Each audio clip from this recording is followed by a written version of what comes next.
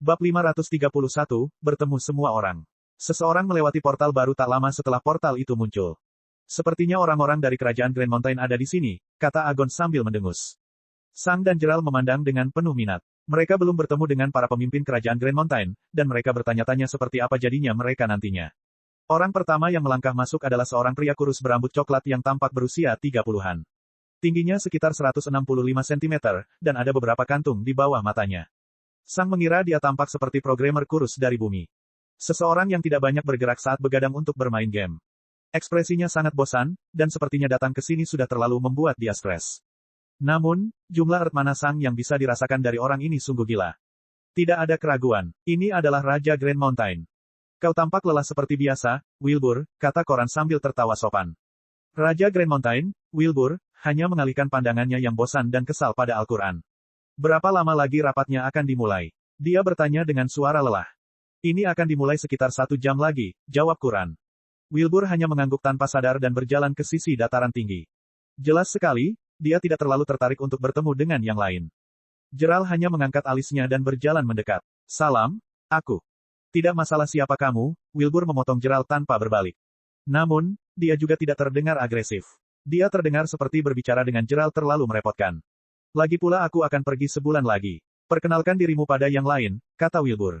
Gerald sedikit terkejut dengan sikap Raja Grand Mountain yang tidak menyenangkan, tapi dia tetap mundur tanpa berkata apa-apa lagi. Sedetik kemudian, seorang wanita parubaya dengan rambut biru indah melangkah melewati portal.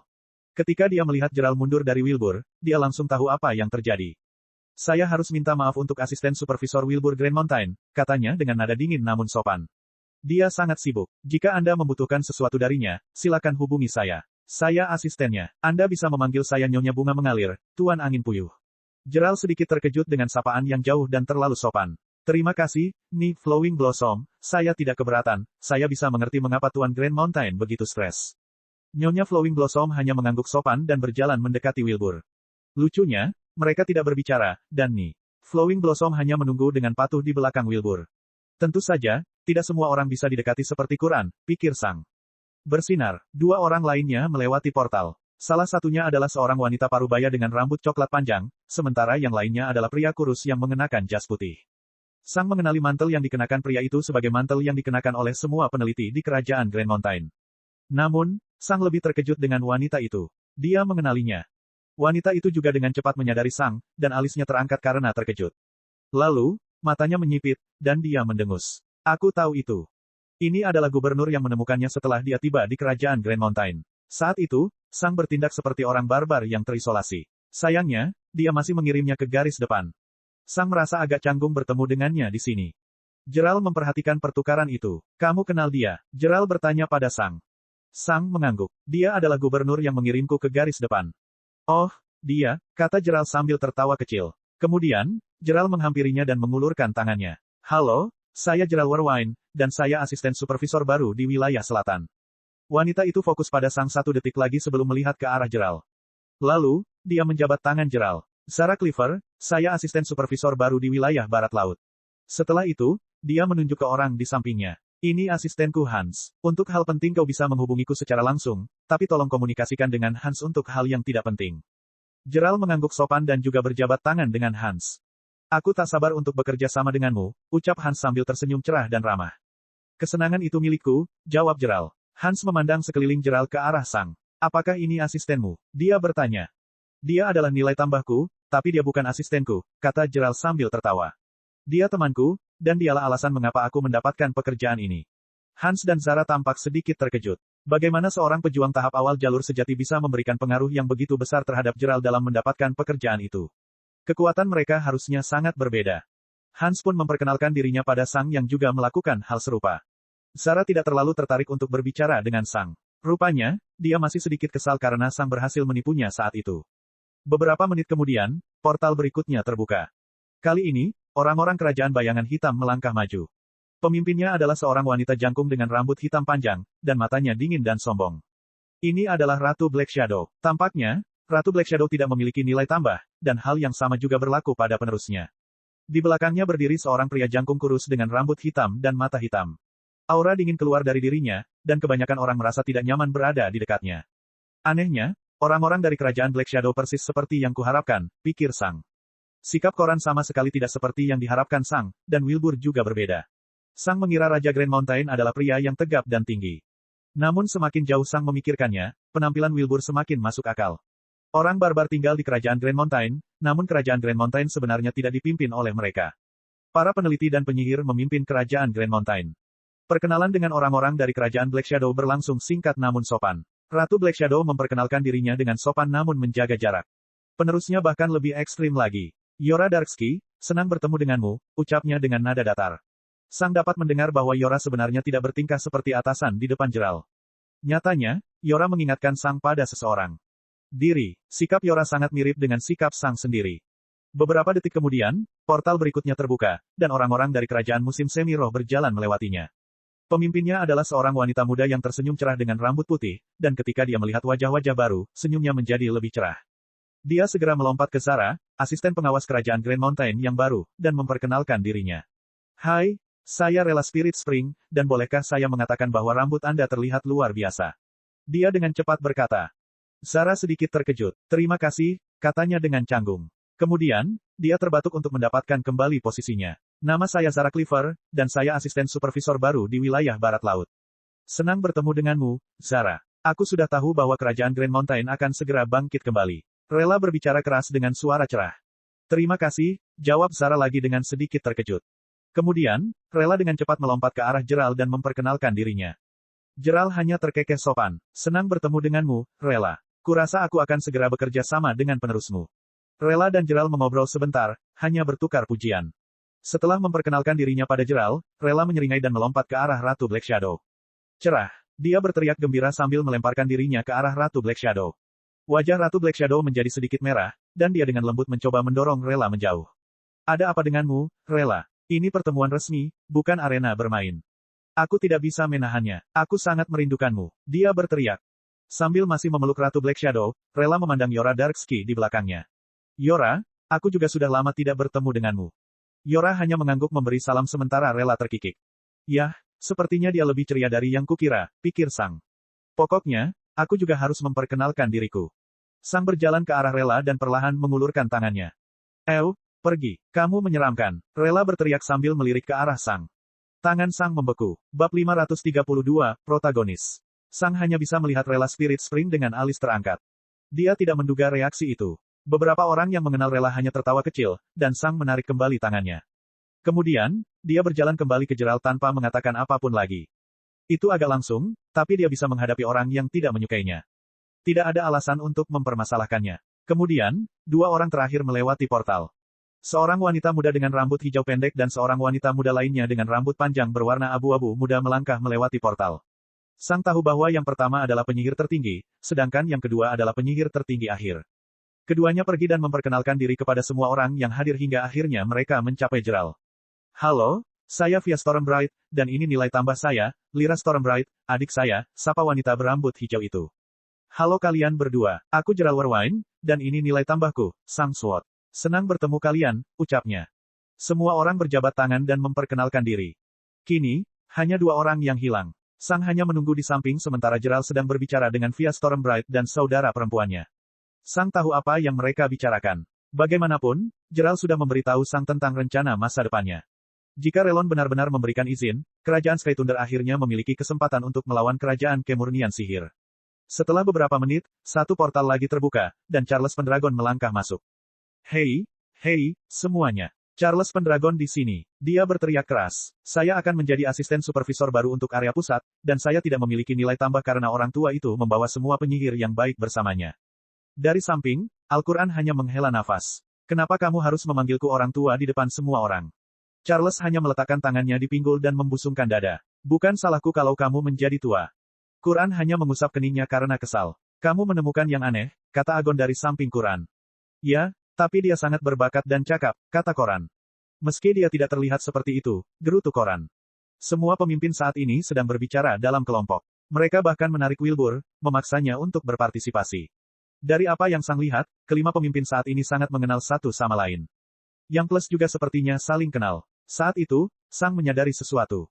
Di mana Miriam? Sang bertanya pada Agon dengan transmisi suara. Dia sedang mempersiapkan segalanya sekarang, jawabnya. Oh, oke, jawab Sang. Semua orang terus berbicara, dan mereka akhirnya berpencar menjadi beberapa kelompok. Gerald sedang berbicara dengan dua saudara perempuan dari kerajaan musim semi roh sementara Zara Cliver mencoba memulai percakapan dengan Yora Darksky, yang sepertinya tidak tertarik sama sekali.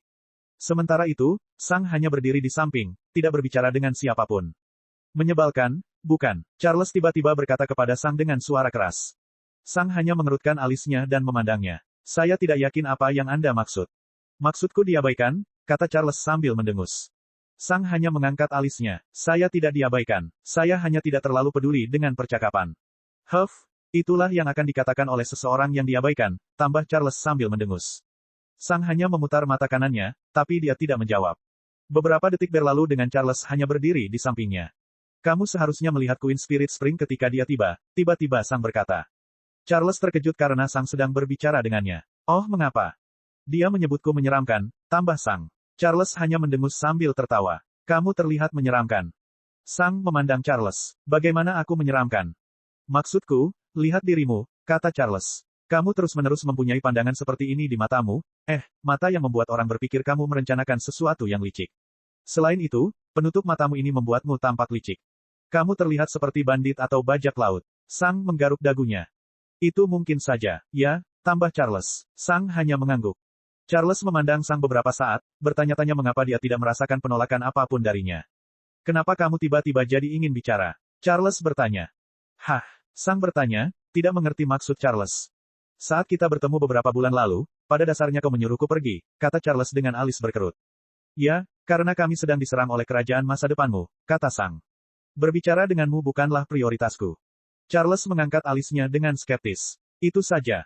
Apa lagi? Sang bertanya. Bukannya aku punya kebencian terhadapmu. Aku bahkan tidak mengenalmu. Untuk sesaat, Charles hanya memandang ke arah Sang, namun kegugupannya mereda. Apakah kamu merindukan bumi? Dia bertanya melalui transmisi suara. Tidak memangnya kenapa? Sang bertanya. Charles hanya menghela nafas. Aku kangen bumi. Tidak ada video game di dunia ini. Seperti, aku mengerti bahwa saat ini aku sedang hidup dalam video game, tapi video game selalu melewatkan bagian yang membosankan. Tidak ada yang mau bermain game di mana kamu berada, benar-benar duduk di satu tempat selama bertahun-tahun, hanya memikirkan berbagai hal. Akan sangat bagus jika saya bisa melewatkan seluruh proses pelatihan. Ini sangat membosankan dan membosankan. Jadi, Sang bertanya, latihan tidak selalu menyenangkan, tapi hasilnya sepadan. Selain itu, bisa melewati proses mungkin bukan hal yang baik. Kamu perlu latihan untuk berlatih secara efisien, dan jika kamu melewatkannya, kemauanmu mungkin berkurang, membuat akan lebih sulit untuk berlatih di masa depan. Anehnya, Charles berhasil memulai percakapan dengan Sang, yang tidak mudah.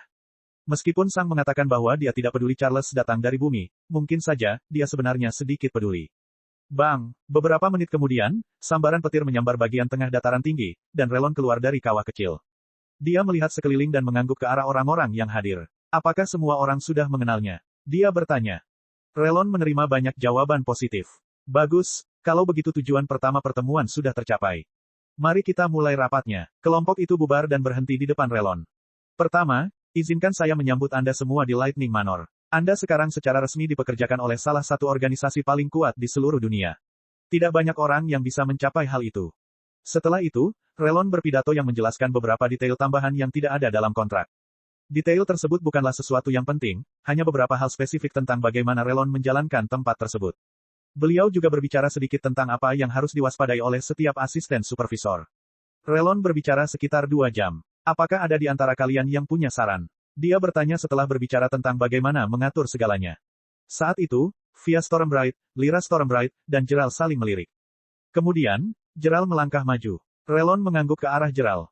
Saya punya saran. Bicaralah. Kita semua adalah rekan kerja di sini, kata Relon. Para pemimpin saat ini memandang Gerald dengan penuh minat sementara Agon hanya menyeringai. Agon sudah memberitahu mereka bahwa Gerald mempunyai rencana besar. Bahkan dengan melemahnya kerajaan kemurnian sihir dalam sebulan, masih akan sulit untuk memperluas keberagaman di kerajaan kita, kata Gerald. Meskipun perang merupakan agregator pertumbuhan yang besar, jika terlalu banyak orang yang meninggal, hal itu akan menghambat pertumbuhan. Orang-orang di alam keempat termasuk di antara yang terkuat di area 23, namun mereka belum mencapai tingkat yang kita inginkan. Namun, bagaimana orang-orang ini bisa mencapai tingkat itu ketika mereka dibakar di garis depan? Relon mengangguk. Saya tahu dari mana asal Anda. Saya kira Anda punya usulan mengenai hal itu. Gerald melirik Via Stormbright, yang balas mengangguk. Kemudian, Gerald menoleh ke Relon. Peran kerajaan kemurnian sihir adalah menjadi antagonis. Dalam banyak cerita populer, antagonis hanya bisa dikalahkan ketika banyak kelompok protagonis yang lebih kecil bersatu. Relon mengangkat alisnya ketika Gerald terus berbicara. Saya mengusulkan untuk memasukkan kerajaan musim semi roh ke dalam kerajaan Sky Thunder, dan jika mereka memilih dan menerimanya, untuk menggabungkan kerajaan Grand Mountain dan kerajaan Black Shadow. Dengan itu, kita akan memiliki 3 kerajaan. Kami memiliki antagonisnya. Kami memiliki protagonis yang bekerja sama dengan semua jalur lainnya. Dan kita memiliki kubu netral yang hidup berdampingan dengan jalur lain namun menggunakannya seperti alat. Gerald kembali menatap via Stormbright. Kami sudah mencapai kesepakatan. Bab 533, Wilbur.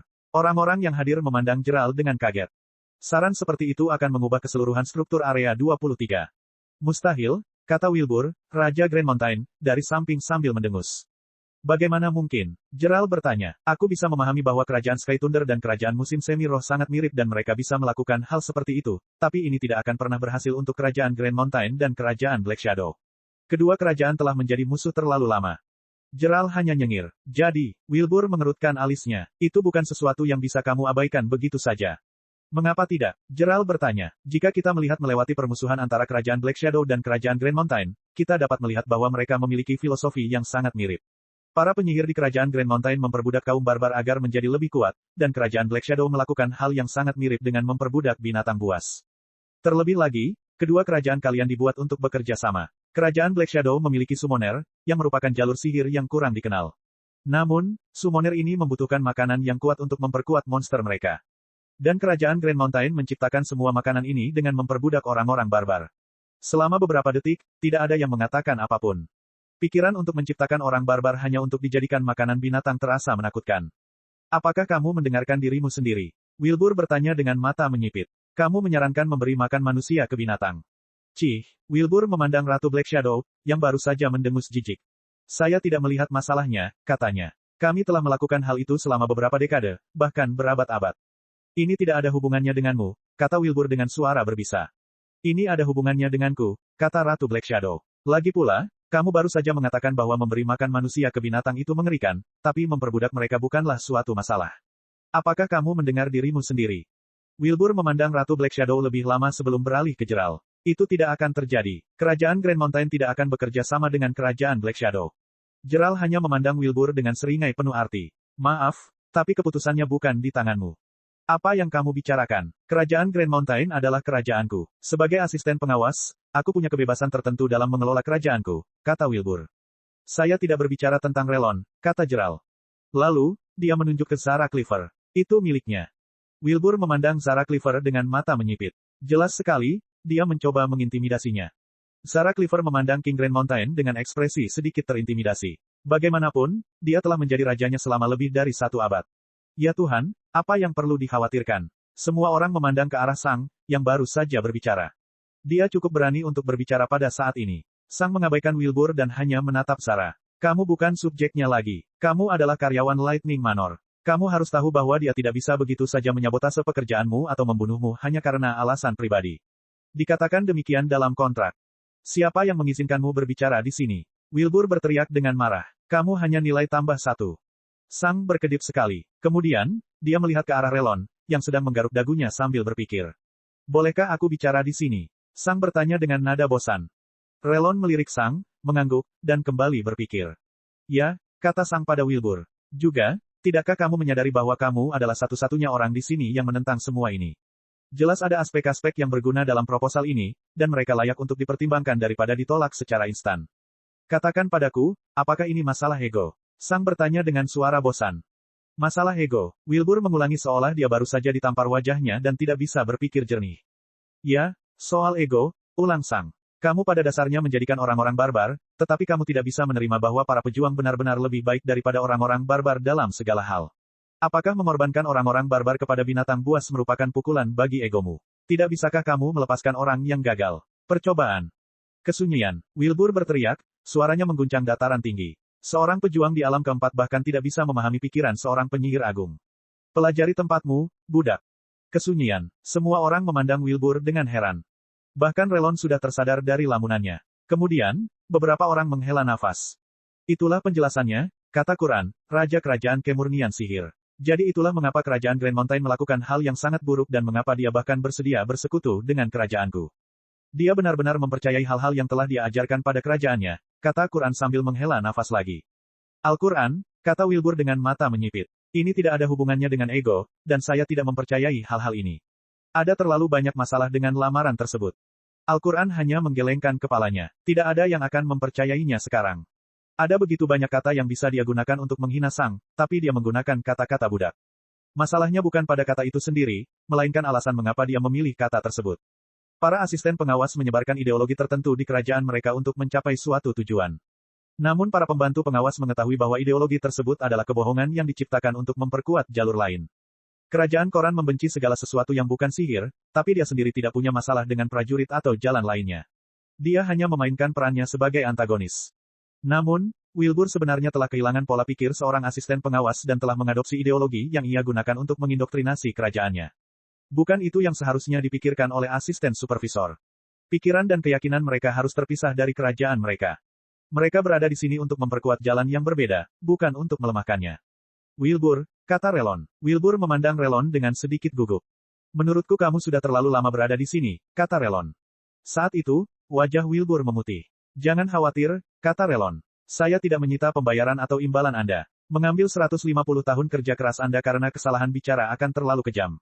Aku hanya memintamu untuk menyerahkan urusan besar pada penerusmu mulai sekarang. Tenang saja untuk bulan depan. Jangan melakukan hal bodoh dan tunggu saja sampai giliran kerjamu berakhir. Wilbur menggertakkan giginya. Lalu, dia menatap Sang dengan mata menyipit. Dia bersalah. Wilbur, kata Relon dengan suara mengancam. Aku melihat tatapan itu. Sang dipekerjakan oleh Lightning Manor sama sepertimu. Aku bisa memaafkan kesalahan bicara, tapi jika aku melihatmu mencoba menyabotase hal-hal dengan mengetahui bahwa kamu tidak seharusnya melakukan itu, dilepaskan dan diambil alih olehmu, hadiah yang disita tidak akan menjadi kekhawatiranmu. Apakah aku sudah memperjelasnya? Relon bertanya dengan suara tegas.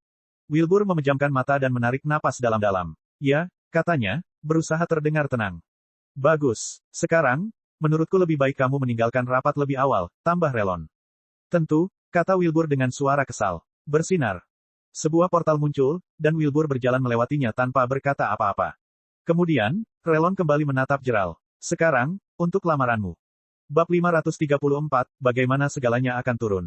Saya pikir usulan Anda pantas, kata Relon. Jika masyarakat berada di bawah tekanan yang terlalu besar, mereka tidak punya ruang atau waktu untuk mewujudkan potensi mereka.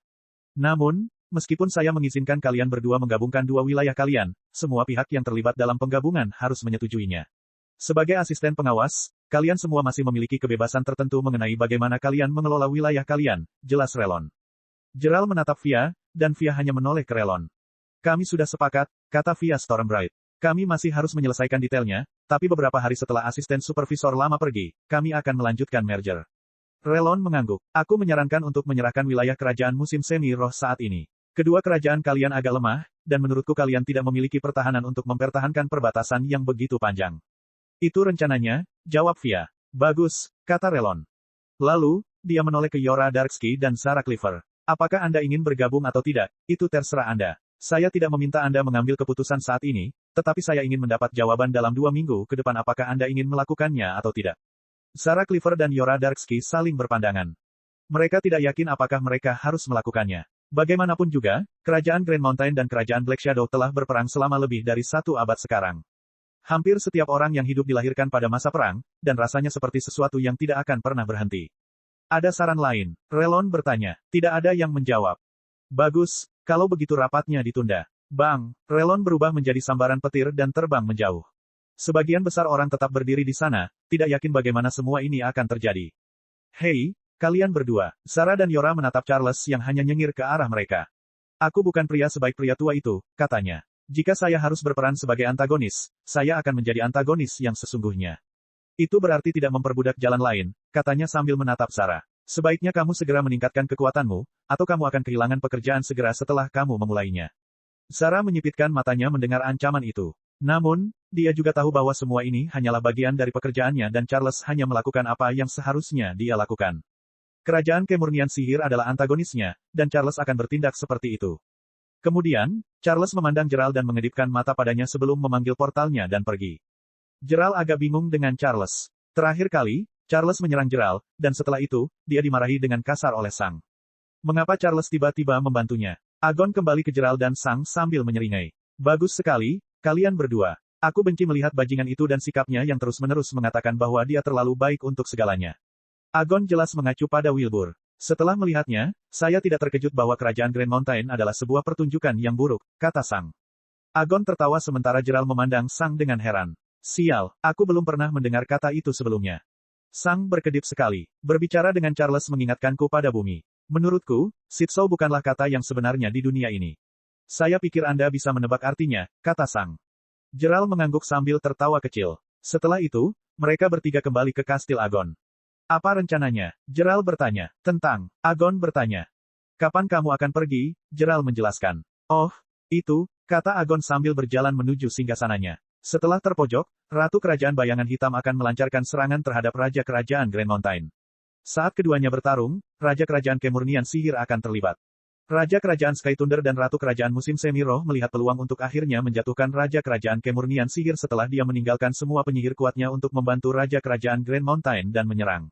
Pertempuran besar terjadi, dan aku akan meluncurkan mantra yang akan menghabiskan seluruh manaku dan membunuh semua pemimpin lainnya.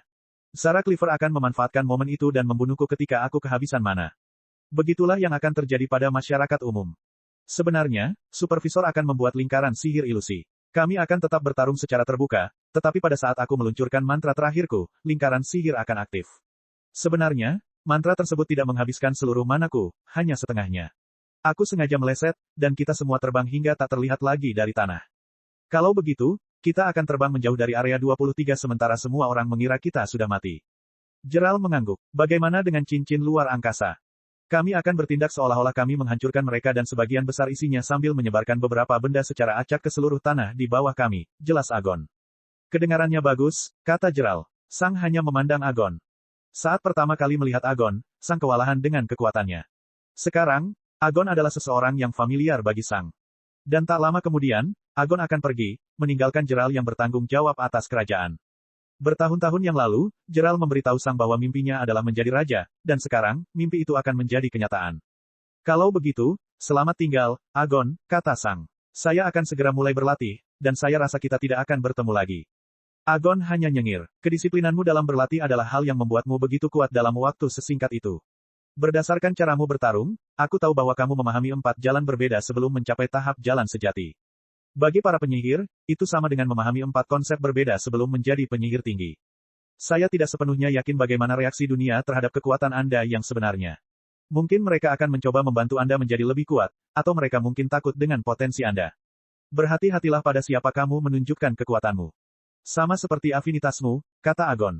Setiap organisasi kuat sedang mencari anak bencana. Bagian dalam tubuh Sang bergetar. Dia tahu bahwa Agon mengetahui sebagian dari afinitasnya, tetapi Sang tidak menyangka bahwa Agon bahkan mengetahui bahwa dia adalah anak bencana.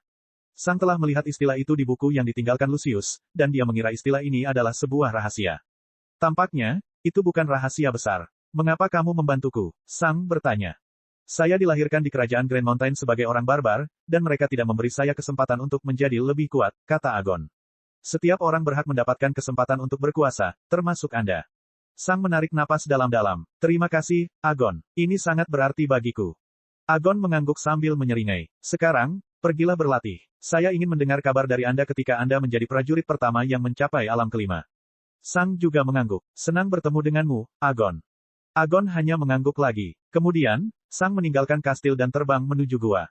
Sementara itu, Gerald memandang Agon. Anak bencana, dia bertanya. Oh, aku mengira kamu sudah mengetahuinya, kata Agon. Aku tahu tentang afinitas Sang, tapi aku tidak tahu tentang masalah anak bencana ini. Menarik, kata Agon sambil menyeringai. Bab 535, pelatihan dilanjutkan.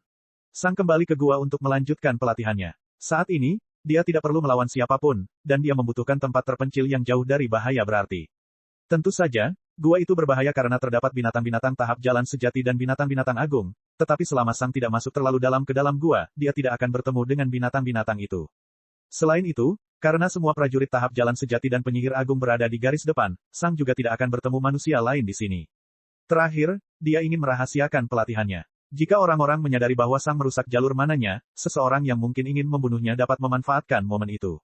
Namun, masalah jalur mana miliknya hanya akan menjadi masalah nantinya. Untuk saat ini, Sang memutuskan untuk fokus pada penampilannya terkait serangannya. Sebelum dia menyentuh jalur mana, dia ingin semua serangannya sempurna. Lagi pula, bagaimana jika penggunaan serangan yang benar memerlukan penggunaan mana yang berbeda dengan penggunaan yang salah? Sang ingin menyempurnakan serangannya. Dia ingin mengembangkan gaya bertarung ciptaannya sendiri hingga sesuai dengan keinginannya. Kemudian, dia akan menyesuaikan tubuhnya dengan gaya bertarungnya. Jalanku terus berkembang dan berubah. Jalur mana dibuat lebih dari 3 tahun yang lalu, dan saya telah memperoleh banyak pengalaman sejak saat itu. Saya telah melawan begitu banyak monster dan pejuang, memberi saya banyak kesempatan untuk melihat kelemahan gaya bertarung saya. Sang melihat ke tangan kanannya. Untuk prajurit lainnya, jalanmu telah ditentukan pada saat kamu mencapai tahap jalan sejati. Setelah itu, Anda harus benar-benar tetap berada dalam batas-batasnya dan melanjutkannya dengan mengikuti pedoman yang telah mereka tetapkan ketika mereka mencapai tahap jalan sejati. Namun, orang-orang tumbuh dan mendapatkan lebih banyak pengalaman. Sesuatu yang saya anggap sempurna saat ini mungkin mengandung beberapa kekurangan yang baru saya sadari beberapa dekade kemudian.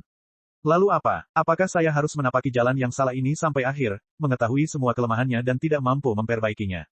Tidak, terima kasih, pikir Sang sambil mencibir. Tidak, saya akan terus mengubah batasan yang telah saya tetapkan di masa lalu dan akan menyesuaikannya dengan diri saya di masa depan. Banyak orang mungkin menentang hal itu. Bagaimanapun, jalur mana pada dasarnya diciptakan oleh dunia. Saya tidak pernah memutuskan jalur mana seperti apa yang akan saya buat. Mereka muncul secara ajaib ketika saya mencapai alam berikutnya. Apakah aku lebih tahu daripada dunia apa yang membuatku kuat? Sang menyipitkan mata kanannya. Ya, saya bersedia. Kemudian, Sang mendongak. Dewa telah menciptakan dunia ini, dan dia telah menetapkan semua aturan yang memungkinkan jalan yang tak terhitung banyaknya untuk mencapai kekuatan tertinggi. Tetapi bahkan itu pun mungkin memiliki kekurangan. Saya mungkin tidak dapat membangun sesuatu yang lebih baik saat ini, tetapi pada akhirnya, saya akan memperoleh cukup pengalaman untuk menciptakan sesuatu yang hanya menjadi milik saya. Jalanku sendiri, jalan yang tidak bisa diikuti oleh siapapun di dunia ini. Sang menyeringai. Dan bukankah itu yang kau inginkan, Tuhan? Pikir Sang. Tidak ada yang menjawab pikiran Sang. Mari kita mulai, kata Sang pada Sword sambil menyiapkannya. Pedang tidak menjawab, tetapi Sang tahu bahwa pedang itu sudah siap. Kemudian, Sang memakan harta yang dia perlukan untuk melatih jurus pedang hebatnya. Ya, dia akan memulai dengan jurus pedang hebatnya terlebih dahulu. Sang tahu sesi latihan ini akan memakan waktu lama. Lagi pula, ada banyak sekali cara untuk mengayunkan pedang, dan dia harus menyempurnakan masing-masing cara itu. Setiap ayunan membutuhkan tubuh untuk bergerak secara berbeda, dan juga membutuhkan jumlah mana dan cara bergerak yang sangat berbeda. Sang perlu mengeksekusi setiap ayunan yang mungkin dilakukan dengan sempurna pada saat tertentu. Dia pada dasarnya harus menjadi mesin yang presisi. Dia perlu memprogram tubuh, mana, dan pikirannya untuk melakukan setiap tugas dengan sempurna setiap kali tugas itu dilakukan. Jalan ke depan sangat brutal. Prajurit bisa mengayunkan pedang mereka selama berhari-hari. Beberapa dari mereka bahkan bisa melakukannya selama berminggu-minggu. Namun pada akhirnya, pelatihan yang monoton akan terjadi. Mereka akan keluar, temui anak-anak mereka, temui pasangannya, temui teman-teman mereka, menghasilkan uang, lakukan pekerjaan mereka. Kemudian, mereka akan kembali berlatih lagi, dan semuanya akan terulang kembali. Komponen lainnya adalah rasa takut mempertaruhkan nyawa. Kebanyakan orang ingin menjadi kuat sehingga tidak perlu mempertaruhkan nyawa. Semua orang ingin hidup, dan kekuatan mereka seharusnya membantu mereka hidup. Jadi, mengapa mereka mau mempertaruhkan nyawa mereka dengan melawan binatang buas yang kuat atau penyihir yang kuat hanya untuk berlatih? Yaitu meletakkan kereta di depan kudanya. Namun, Sang bersedia melakukan hal itu. Bagi Sang, kelangsungan hidup bukanlah yang utama, melainkan kekuasaan. Jika Sang tidak bisa menjadi kuat, apa tujuan hidup ini? Menjalani hidup tanpa bisa menjadi lebih kuat terdengar seperti menjalani kehidupan yang lebih buruk daripada kematian baginya. Jika tujuannya adalah menjadi yang terkuat, dia harus menjadi orang yang bekerja paling keras dan paling banyak berkorban. Dan dia akan melakukan hal itu. Saat Sang terus mengayun, pikirannya menjadi semakin dingin. Orang-orang biasanya tidak menyadari emosi yang mengganggu dan mengaburkan tabir yang ada pada mereka karena emosi itu terus-menerus hadir. Sang mencapai keadaan tanpa emosi, tapi itu bukan karena pemikiran atau kesadaran. Ini hanyalah efek dari Ichi Deat Crystal yang ditelan Sang. Ichi Deat Crystal mempengaruhi pikiran Sang dengan sikap apatis dan kebencian yang dingin terhadap lawannya, dan saat ini, Sang adalah lawannya sendiri. Seluruh pikirannya terfokus pada hal lain selain melampaui dirinya yang sebelumnya. Tidak ada kekhawatiran, tidak ada gangguan. Sang bahkan tidak memikirkan perasaan yang dia rasakan saat mengucapkan selamat tinggal kepada seseorang, mengetahui bahwa dia tidak akan pernah bertemu mereka lagi. Hanya versi Sang saat ini yang ada dalam pikirannya, dan dia ingin mengalahkannya. Dia harus tumbuh lebih kuat. Sang terus mengayunkan pedangnya jauh di bawah tanah. Dan lagi-lagi, dunia di atasnya bergerak melewati waktu tanpa dia. Dunia berubah tanpa kehadiran atau pengaruh Sang. Bab 536, Mengubah Kerajaan. 1 bulan berlalu ketika Sang berlatih secara terpisah, dan sudah waktunya bagi asisten pengawas yang lama untuk pergi. Seperti yang Agon katakan pada Sang dan Jeral, para raja dan ratu melakukan pertempuran besar di perbatasan antara kerajaan Black Shadow dan kerajaan Grand Mountain. Banyak penyihir kuat yang hadir, tetapi mereka hanya bisa menyaksikan orang-orang yang jauh melampaui kekuatan mereka bertarung satu sama lain. Selama pertempuran itu, para penyihir yang menonton menyadari hal yang mengerikan. Kekuatan mereka sebenarnya tidak penting. Kekuatan para raja begitu besar sehingga bahkan 10 penyihir tertinggi pun tidak bisa membuat perbedaan dalam pertarungan. Kesadaran ini muncul ketika para penyihir terkuat dari kerajaan kemurnian sihir terlibat. 5 penyihir agung puncak dan 10 penyihir agung akhir telah bersatu untuk menyerang Raja Sky Thunder, namun mereka semua telah dihancurkan oleh satu ledakan petir. Mengapa mereka berperang? Apa gunanya perang ketika mereka semua tidak berdaya di hadapan para pemimpin yang berkuasa ini? Tentu saja, 15 penyihir yang menyerang Raja Sky Thunder sebenarnya hanyalah orang-orang yang akan dibawa oleh Quran ke dunia luar. Mereka sebenarnya belum mati. Pertama, Ratu Black Shadow membunuh Raja Grand Mountain. Kemudian, dia dibunuh oleh Raja Kemurnian Sihir.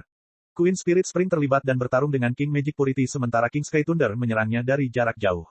Setelah pertarungan besar, Raja Kemurnian Sihir memutuskan untuk mengeluarkan banyak mana untuk membunuhnya.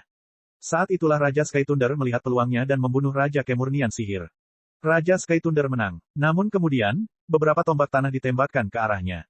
Itu adalah Zara Cleaver. Tombak itu benar-benar melenyapkan tubuhnya, hanya menyisakan debu berdarah. Para penyihir yang menonton tidak dapat mempercayai apa yang baru saja mereka saksikan. Kelima pemimpin dunia telah meninggal. Apa artinya itu bagi dunia? Pada saat itu, Zara Cleaver melesat ke depan dan mengantongi material berharga yang dijatuhkan para pemimpin, namun Yora Darksky melakukan hal yang sama. Pada akhirnya, mereka berdua mendapat sekitar setengahnya. Ini adalah cara untuk membantu kerajaan Grand Mountain dan kerajaan Black Shadow yang menyusut untuk bertahan hidup. Dengan material berharga ini, mereka dapat menciptakan lebih banyak penyihir dan pemanggil tinggi. Kemudian, semua orang segera mundur ke kerajaannya masing-masing, dan beritanya menyebar ke seluruh area 23. Semua raja dan ratu sudah mati. Selama 2 minggu ke depan, tidak ada kerajaan yang saling berperang. Terlalu banyak yang telah terjadi, dan seluruh kerajaan terlibat dalam konflik internal. Satu-satunya kerajaan yang terhindar dari konflik internal adalah kerajaan Sky Thunder.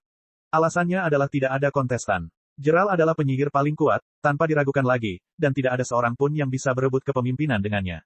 Segera setelah Raja Sky Thunder meninggal, Jeral segera mengambil alih komando kerajaan. Namun 4 kerajaan lainnya mengalami keadaan yang jauh lebih buruk. Di timur, Via Stormbright harus bertarung dengan 2 penyihir tertinggi lainnya. Salah satunya tidak akan menjadi masalah karena itu hanya +1 rela Spirit Spring, dan mereka seharusnya mati untuk Via Stormbright dalam pertempuran nanti, tapi Pit Mage lainnya adalah masalah. Via Stormbright mungkin mendapatkan posisi itu, tapi dia juga perlu menunjukkan bahwa dialah yang paling kuat dengan mengambil alih kendali kerajaannya. Untungnya, adiknya, Lyra Stormbright, membantunya. Di barat laut, Zara Cleaver juga harus bersaing dengan 2 penyihir tertinggi. Salah satunya adalah Ni, Flowing Blossom, Wilbur +1, dan yang lainnya adalah pemimpin Departemen Penelitian Barbar. Dia juga akan mengalami kesulitan. Di timur laut, Yora Darksky harus bersaing dengan 1 penyihir tertinggi karena Ratu Black Shadow tidak memiliki nilai tambah, tapi itu juga tidak mudah. Adapun kerajaan Kemurnian Sihir, segalanya menjadi rumit.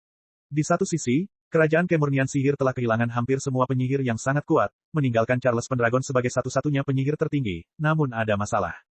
Charles adalah penyihir paling kuat, tapi sebenarnya tidak ada seorang pun yang mendukungnya. Tingkah lakunya di masa lalu telah membuatnya tampak tidak kompeten di hadapan semua penyihir di kerajaan Kemurnian Sihir. Ya, Charles memang sangat berkuasa, tapi tak seorang pun percaya bahwa dia bisa memimpin kerajaan. Dalam benak mereka, Charles lebih merupakan pengikut daripada pemimpin. Selain itu, sudah menjadi rahasia umum bahwa Charles bahkan tidak bisa menggunakan Mana Shield, yang dianggap oleh banyak orang sebagai kutukan. Mana Shield dan Mana Step adalah 2 hal yang dimiliki setiap mage. Mereka berada di tengah-tengah seluruh jalur penyihir, dan semuanya berputar di sekitar kedua mantra ini. Mengetahui kedua mantra ini pada dasarnya berarti menjadi seorang penyihir. Dan Charles Pendragon kehilangan salah satunya. Jadi, apakah dia sebenarnya seorang mage? Saat ini, 4 dari 5 kerajaan harus menghadapi konflik internal. Semua penyihir yang kuat menginginkan tanah sebanyak mungkin. Dengan tidak adanya lagi Archmage, mereka akhirnya memiliki kesempatan untuk menjadi raja. Sebulan berlalu, dan kemudian, segalanya berubah dengan cepat. Selama perdebatan antara 2 partai terkemuka di kerajaan musim semi roh, sesuatu terjadi. Via Stormbright sedang berdebat dengan penyihir agung puncak lainnya tentang bagaimana kerajaan akan dijalankan sementara Lyra Stormbright dan pendukung penyihir agung lainnya hanya menonton dari pinggir lapangan. Namun saat perdebatan, seseorang menyerbu kastil dan menyerang lawan Via. Lawan Via berteriak kepada pendukungnya dan Via untuk membantunya. Bagaimanapun, ini adalah masalah internal. Namun, alih-alih membantunya, Via malah membantu penyerang tersebut. Namun alih-alih menyerang lawannya, Fia malah menghampiri pendukung lawannya dan menghentikan serangan mereka. Apa menurutmu dia bisa bertahan? Pertarungan sudah berakhir, dia memberitahu mereka. Para penyihir tinggi sangat marah, tetapi mereka tidak berani melakukan apapun. Bagaimanapun, mereka tidak ingin mati. Mereka sangat mengenal penyerang tersebut, dan mereka tahu bahwa lawan Fia akan segera mati. Itu adalah raja baru dari kerajaan baru di selatan dunia. Itu adalah raja badai dari kerajaan badai. Kerajaan Sky Thunder tidak ada lagi, dan kerajaan baru menggantikannya. Penasihat angin puyuh telah mengambil kendali kerajaan, menobatkan dirinya sebagai raja baru, Raja Badai. Dan Raja Storm sangat kuat. Hanya dalam 5 detik, King Storm membunuh lawannya dan mendarat di belakang Fia. Setelah itu, Fia menyampaikan pengumumannya. Dia tidak akan menjadi Ratu Stormbright. Tidak, dia akan menjadi Archduke Stormbright dari Storm Kingdom. Para mage merasa dikhianati dan diprotes, namun Fia memberitahu mereka dengan jelas kenapa dia melakukan hal tersebut. Ya, sebagian besar penyihir yang benar-benar kuat dari kerajaan kemurnian sihir telah mati, tetapi penyihir tertinggi mereka masih melebihi jumlah penyihir tertinggi kerajaan musim semi roh yang 5:1. Dengan revolusi baru-baru ini di kerajaan Sky Thunder sebelumnya, kerajaan Storm juga telah banyak dilemahkan. Dia mengumumkan secara terbuka bahwa satu-satunya alasan mengapa kerajaan kemurnian sihir belum menghancurkan kerajaan musim semi roh adalah karena kerajaan Sky Thunder sebelumnya telah banyak membantu mereka.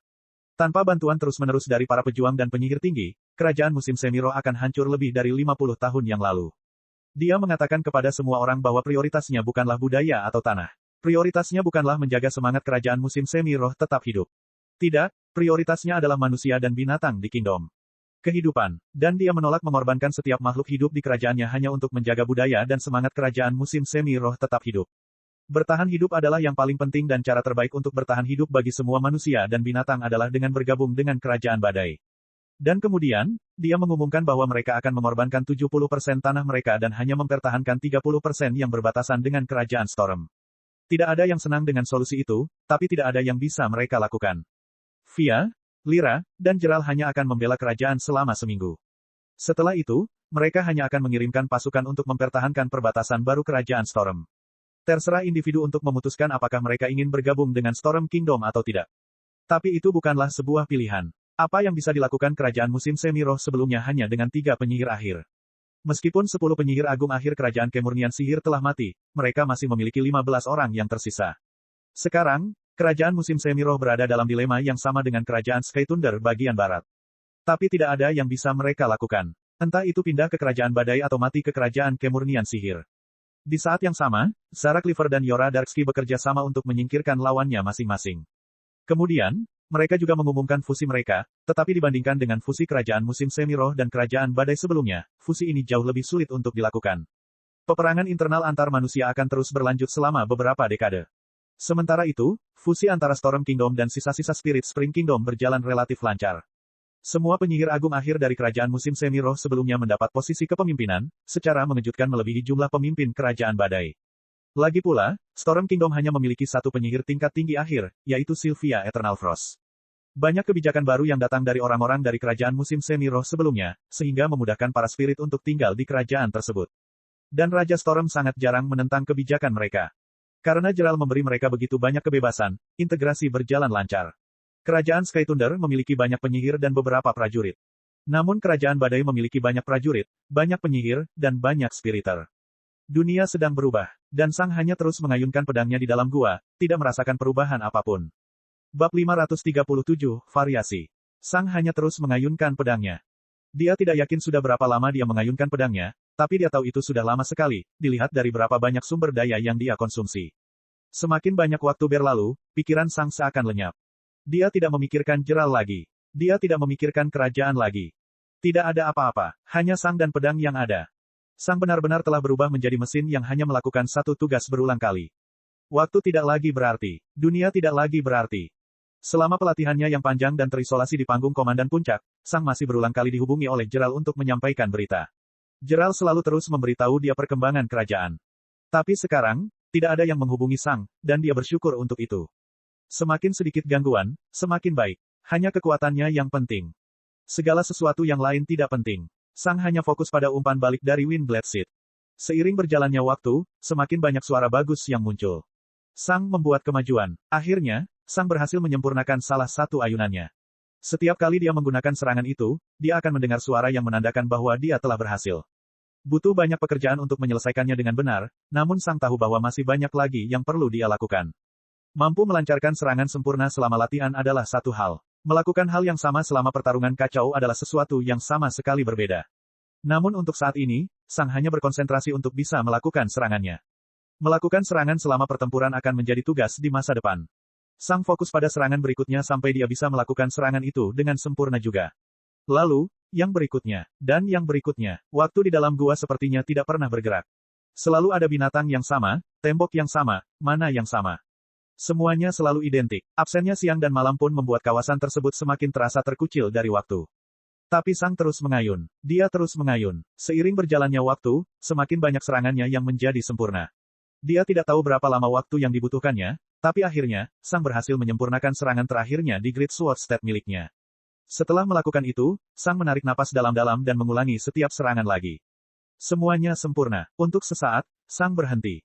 Langkah pertama selesai. Tinggal 2 lagi. Sang meraih pedang hebatnya dan berjalan lebih jauh ke dalam gua. Dia harus melatih serangannya pada target bergerak yang juga menyerang balik. Lawan pertama Sang adalah seekor binatang buas yang berada di tahap initial trupat. Binatang ini memiliki tubuh yang sama kuatnya dengan Sang, yang memberinya latihan yang baik. Meskipun menyerang target bergerak sangat berbeda dengan tidak menyerang apapun, Sang berhasil kembali ke alurnya dengan cukup cepat. Hanya butuh beberapa jam baginya untuk berlatih melawan sekitar 50 monster tahap jalur sejati awal. Tentu saja, Sang tidak membunuh mereka semua. Lagi pula, dia akan membutuhkan binatang buas ini lagi ketika tiba waktunya untuk menguji negara berikutnya.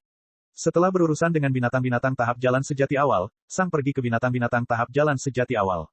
Kali ini, segalanya menjadi lebih sulit. Sang jelas lebih kuat daripada binatang buas, tapi dia harus sering mengganti serangan sambil mempersiapkan serangan lain, benar-benar mengacaukan ritmenya.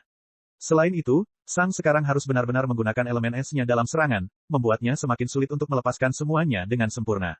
Pergerakan mana identik, dengan atau tanpa menggunakan elemental mana. Namun, penambahan elemental mana membuatnya lebih sulit dikendalikan. Bagaimanapun, ada lebih banyak kekuatan di balik yang kedua.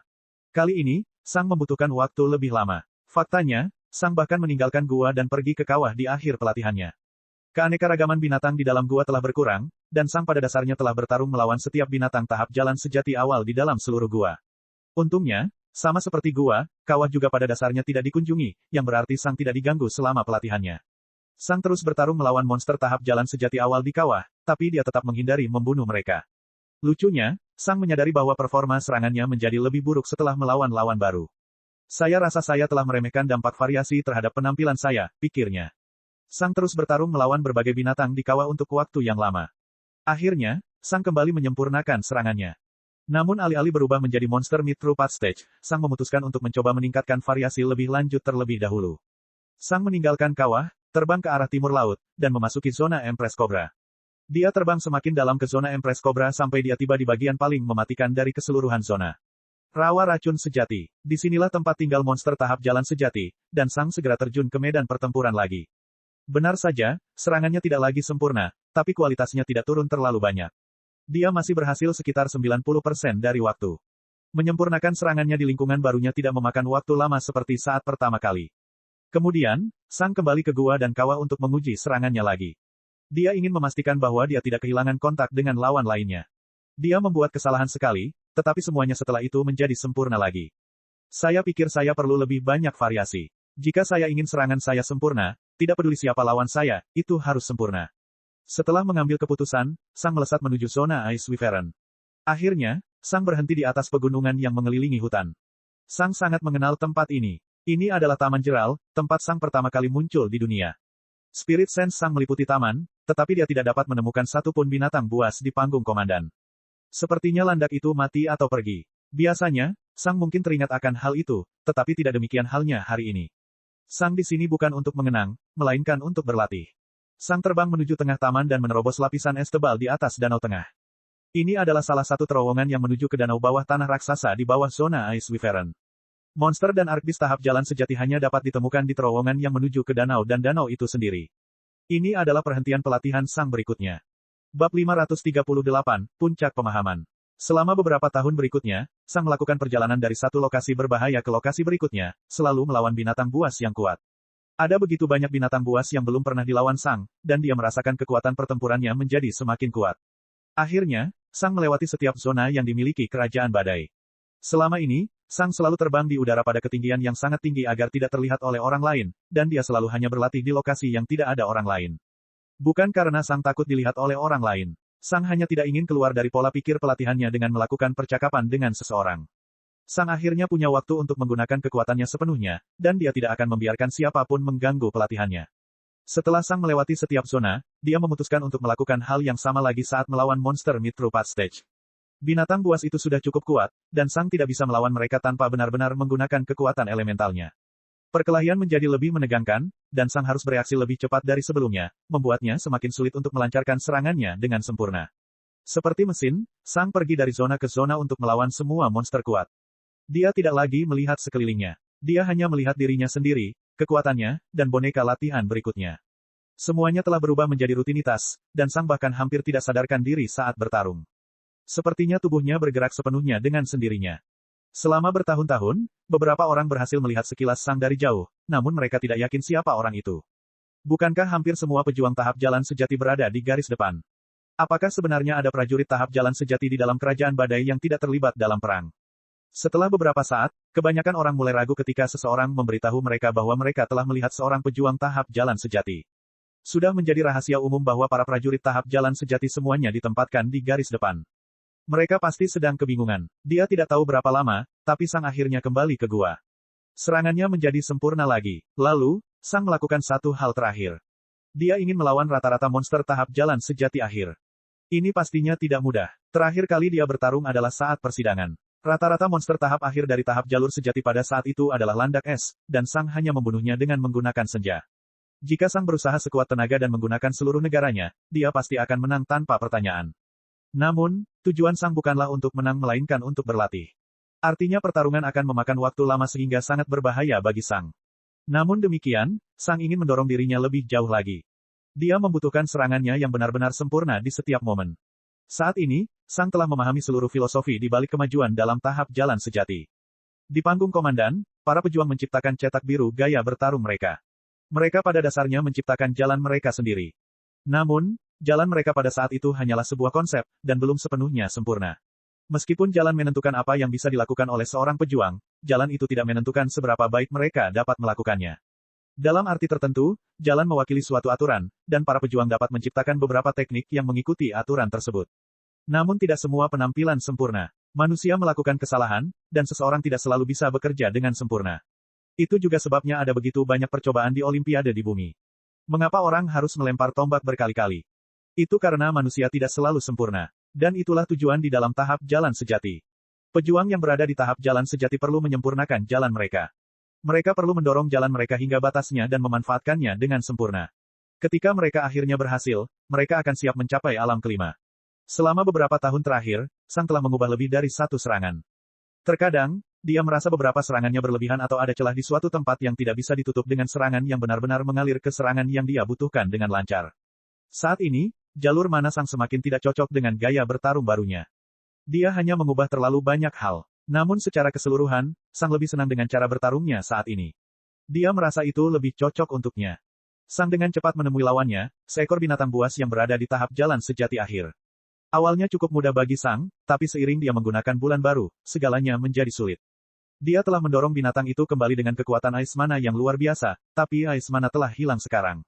Dan sekarang, binatang itu melancarkan serangan yang mengerikan ke Sang.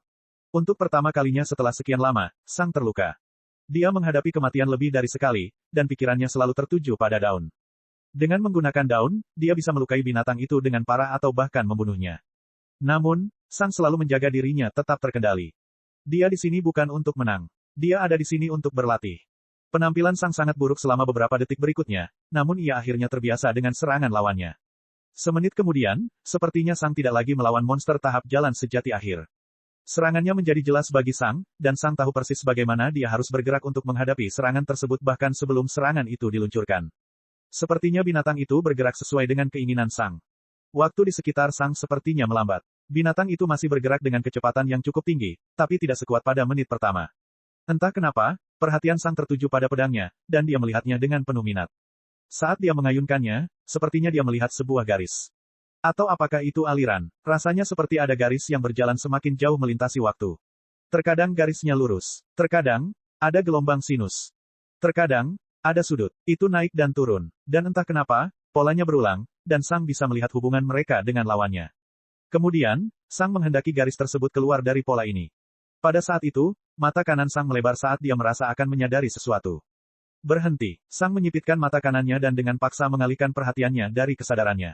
Kemudian, dia segera melepaskan daun pada binatang itu dan membunuhnya. Terakhir, Sang melarikan diri dari area di mana dia baru saja bertarung dan duduk di tempat biasanya.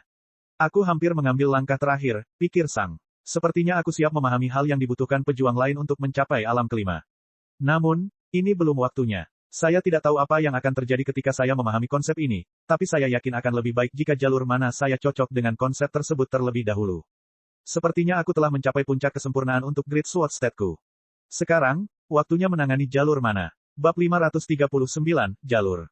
Sang duduk dan menutup mata kanannya. Spirit sense-nya sepenuhnya fokus pada jalur mana miliknya. Selama beberapa tahun terakhir, dia telah melakukan serangannya berkali-kali sehingga dia tahu betul kemana dia akan memindahkan mananya. Saat ini, Sang sedang memeriksa jalur mana-mana yang dia butuhkan dan mana yang tidak digunakan. Ya, ada beberapa jalur mana yang belum pernah digunakan sekalipun, tapi bukan berarti jalur mana tersebut tidak berguna. Faktanya, jalur mana ini akan digunakan di 3 negara lainnya. Tidak setiap negara bagian membutuhkan setiap jalur mana. Beberapa di antaranya bahkan hanya ada untuk satu serangan. Di Great Sword State-nya, Sang menggunakan sekitar 70% jalur mana miliknya. Secara teoritis dia bisa membuat lebih banyak serangan untuk menggunakan semua jalur mana miliknya, tapi itu hanya membuang-buang waktu. Beberapa jalur mana hanya akan digunakan jika Sang mengayunkan pedangnya dengan satu tangan dari pinggulnya, yang akan cukup sulit dilakukan dalam kondisi pedang hebatnya. Setelah Sang memeriksa semua jalur mana, dia mencatatnya pada diagram. Untungnya, ada beberapa artefak magis yang memudahkan memproyeksikan gambar ke selembar kertas. Dengan kekayaan Sang, artefak ini tidak memerlukan biaya banyak. Hanya dalam beberapa jam, Sang telah membuat beberapa diagram jalur mana yang sangat detail di dalam tubuhnya. Kemudian, dia melanjutkan membuat rencana. Untuk saat ini, dia tidak akan menyentuh jalur mana yang dibagikan. Lagi pula, dia tidak bisa yakin bahwa perubahan apapun yang dia lakukan saat ini tidak akan mengganggu serangan apapun dari negara bagiannya yang lain. Menggambar ulang jalur mana yang pas yang hanya digunakan untuk beberapa serangan tidaklah terlalu sulit. Sang pada dasarnya hanya perlu membuat jalur berdasarkan beberapa pedoman. Namun semakin jauh kemajuan Sang, semakin sulit jadinya. Banyak jalur yang harus digunakan untuk beberapa serangan berbeda, yang semuanya memiliki kondisi berbeda. Terlebih lagi, Sang menyadari bahwa beberapa jalur mana yang sedang dia kerjakan juga digunakan di negara pedang kolosal. Mengubah jalur mana menjadi semakin sulit semakin dia berubah. Satu perubahan memerlukan beberapa perubahan lain pada beberapa jalur mana lainnya. Sang pada dasarnya mendesain ulang seluruh jaringan jalur dan koneksi yang rumit. Bagaimana aku bisa memberimu sudut tajam ketika jalur menuju ke dirimu membutuhkan kecepatan dan kepadatan mana yang begitu tinggi? Sepertinya Anda ingin saya membuat bundaran normal di jalan raya. Pasti ada kecelakaan. Sang berpikir dengan frustrasi. Aku bisa membuat jalur sampingan yang memperlambat kecepatan mana, tapi itu akan memperpanjang jalur yang tidak perlu, membuat seranganku memerlukan lebih banyak waktu untuk benar-benar menunjukkan efeknya.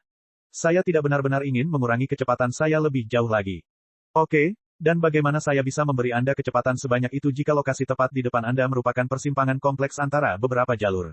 Maksud saya bisa mengubah pintu masuk kedua jalur ini sehingga jalur ini mengarah langsung ke jalur tersebut, tapi kemudian saya perlu melakukan beberapa perubahan lagi pada jalur lainnya. Kemudian, Sang fokus pada hal berikutnya. Dan selama beberapa detik, dia hanya melihat diagramnya. Apa? Dia berpikir setelah beberapa detik. Saat ini, Sang sedang melihat persimpangan jalan yang rumit. Yang berasal dari inti tubuhnya mengarah ke yang membutuhkan banyak kecepatan, tapi yang dilihat Sang membutuhkan kecepatan yang sama besarnya. Namun, Sang tidak bisa menggunakan solusi yang sama seperti yang dia gunakan sebelumnya. Sudah ada jalur berbeda di sana yang membutuhkan kecepatan yang sama besarnya. Tetapi aku membutuhkan keduanya untuk serangan ini, pikir Sang sambil menggaruk bagian belakang kepalanya dengan frustrasi. Sangat mustahil mendapatkan mana yang cukup untuk melakukan serangan dengan pengaturan saat ini. Seperti apa aslinya di tempat itu? Sang melihat diagram lain. Setelah melakukan banyak perubahan, Sang memperhatikan beberapa hal menarik dengan desain aslinya. Itu sangat sederhana, itu mulus, itu mengirimkan mana secara merata ke setiap bagian, dan itu memungkinkan dia untuk menggunakan setiap serangan. Di satu sisi, ini sederhana namun efektif. Sang mengerutkan alisnya saat dia melihat ke persimpangan yang saat ini bermasalah.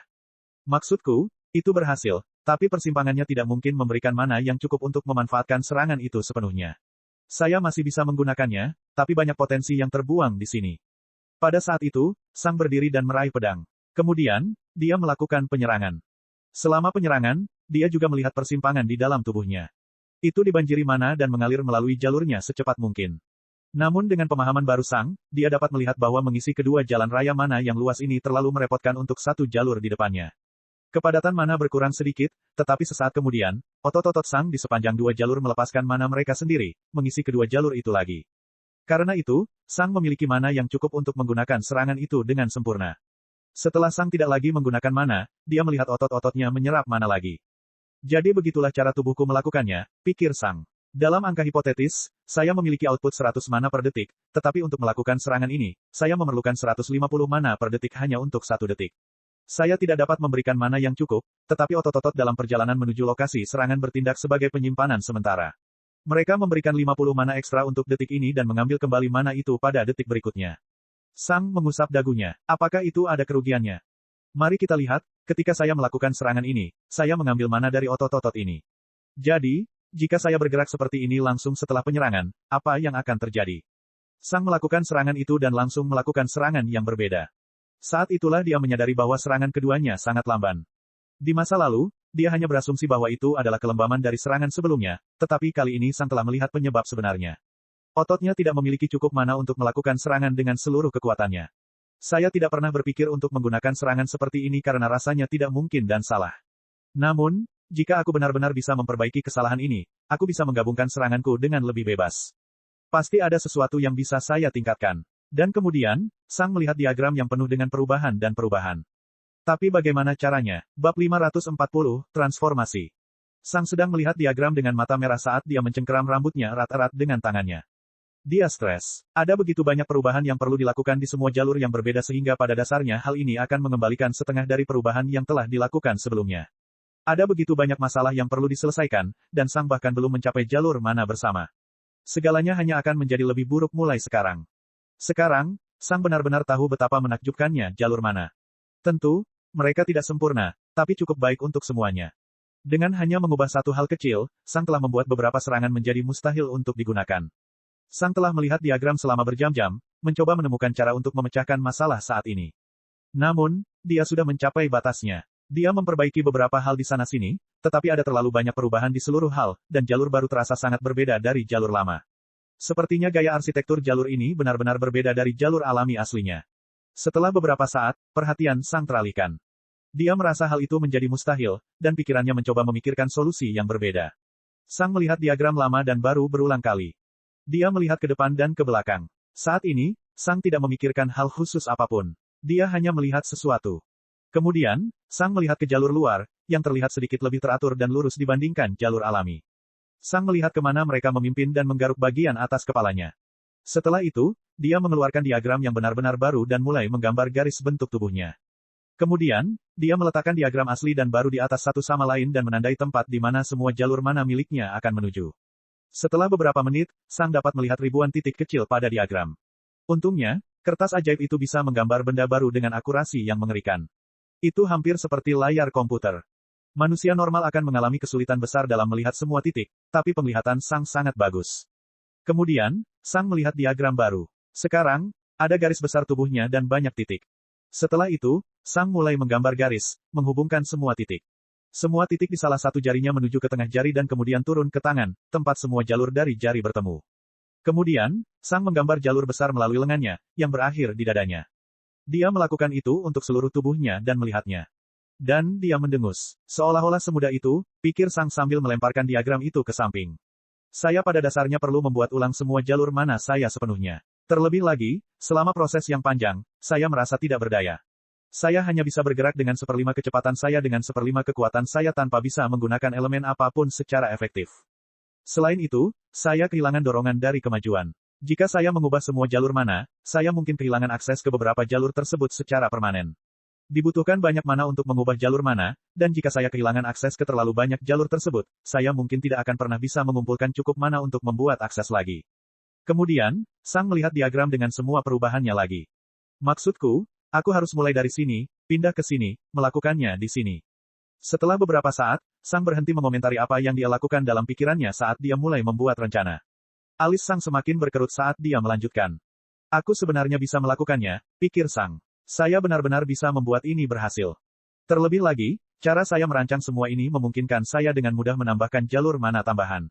Dengan asumsi jalur baru saya tidak dapat mencakup semua jalur untuk negara bagian saya yang lain, saya dapat menambahkan jalur baru. Lagi pula, semua jalurku saat ini lurus seperti pipa, dan tidak masalah jika menambahkan jalur tambahan di samping jalur yang sudah ada saat ini. Sang menggaruk dagunya sambil melihat diagram. Namun, ini terlalu mudah. Saya menolak untuk percaya bahwa tidak ada masalah dengan itu. Saat ini, saya tahu bahwa dunia sangat pandai dalam menciptakan jalur mana, dan jika solusinya sesederhana itu, saya tidak akan memiliki jalur saya saat ini. Setelah itu, Sang menghitung di dalam kepalanya. Profesor Kalen telah memberi Sang lebih dari sekedar mantranya. Lagi pula, Sang juga harus mengetahui cara mensimulasikan pergerakan mana sebelum benar-benar melakukan perubahan. Tanpa itu, Sang mungkin akan terpojok tanpa ada cara untuk keluar. Sang membutuhkan waktu beberapa menit, tetapi dia akhirnya menyelesaikan perhitungannya. Dan dia tidak senang. Benar saja, ada masalah yang sangat besar. Untuk memberikan kecepatan maksimum ke setiap titik di tubuh saya harus membuat jalur sentral yang sangat lebar dan sangat stabil. Namun, jalur besar ini membutuhkan banyak mana untuk diisi, dan mana yang dapat aku miliki di dalam tubuhku terbatas pada saat tertentu. Untuk mendorong tekanan sesuai kebutuhanku, otot-ototku perlu melepaskan sekitar 50% mana mereka. Selain itu, mana yang dibutuhkan untuk benar-benar memindahkan mana saya juga meningkat secara drastis karena semakin besarnya volume yang dipindahkan. Secara keseluruhan, aku akan kehilangan sekitar 50% kekuatan fisikku, membuat tubuhku hanya setengah kekuatan monster di levelku. Keuntungannya adalah saya bisa menyerang lebih cepat dan lebih fleksibel serta beragam. Tapi karena tubuhku melemah, kecepatan seranganku akan tetap sama sementara kekuatannya berkurang sedikit. Pikir Sang sambil mengetukkan jarinya pada salah satu diagram. Setelah beberapa saat, Sang melihat di mana dia sebenarnya mengetuk dan memperhatikan bahwa dia mengetuk bagian tengah dada diagram. Kemudian, Sang teringat gambar yang ditunjukkan Profesor Kalen padanya. Inti binatang, ya, pikir Sang. Sang mengedit diagram dan menambahkan penyimpanan energi berbentuk bulat. Kemudian, Sang menyadari bahwa ini adalah tempat yang buruk. Jika ada serangan yang mengenai dadanya, dia akan tamat. Jadi, Sang mengubah lokasi ke lehernya. Tidak ada lagi ruang di dalam kepalanya, tapi ada sedikit ruang tersisa di lehernya. Selain itu, jika dia tertabrak di sana, dia akan tetap mati. Kemudian, Sang menghubungkan semua jalur mana yang berbeda ke reservoir mana di dalam lehernya. Pikir Sang sambil melihat diagram yang sudah selesai beberapa saat. Setelah itu, Sang melakukan beberapa perhitungan lagi. Dan temuannya sangat menarik. Menarik, pikir Sang. Dengan B-score, saya sebenarnya dapat mencapai kekuatan yang sama seperti yang saya miliki saat ini. Tapi dibandingkan dengan binatang buas, saya sudah menggali bakat otot individu saya. Tapi alih-alih memberiku kekuatan tambahan, otot-ototku malah menciptakan tekanan dan mana yang diperlukan untuk memindahkan mana inti binatangku ke seluruh tubuhku. Saya akan mendapatkan kecepatan dan fleksibilitas jalur tanpa kehilangan kekuatan apapun. Hanya ada satu masalah. Tidak mungkin membuat B-score begitu saja. Aku kekurangan mana terlalu banyak untuk membuat sesuatu seperti itu. Level yang lebih tinggi juga tidak akan membantu saya karena B-score juga memiliki kualitas yang lebih tinggi dan juga membutuhkan lebih banyak mana.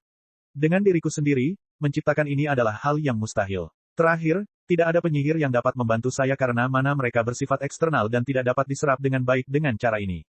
Itu hanya menyisakan satu kemungkinan. Terobosan. Sama seperti mencapai tahap jalan sejati, mencapai alam kelima juga akan memberiku banyak mana untuk dikerjakan. Biasanya, para pejuang, penyihir, dan monster membiarkan dunia melakukan apapun yang diinginkannya selama proses tersebut, tetapi jika saya mengendalikan prosesnya, saya dapat menggunakan semua mana untuk menciptakan inti binatang. Dengan begitu, aku akan bisa naik ke level berikutnya. Sang menyeringai. Dan bukankah itu yang Tuhan katakan kepadaku? Aku menyempurnakan semua teknikku, sesuatu yang dibutuhkan para pejuang untuk mencapai alam kelima. Aku melakukannya 4 kali. Saya membuat ulang semua jalur mana saya. Lalu, aku menggabungkan semua jalurku dan membuat inti binatang selama kemajuan. Jika itu bukan transformasi yang monumental, saya tidak tahu apa itu. Sang melihat diagram baru itu sambil menyeringai. Mari kita mulai. Cek. Rakan-rakan kultivator sekalian, sebelum retret, sila terus berkultivasi untuk jurus subscribe, like, share dan komentar agar Sekte Novel Sadim terus berkembang pesat.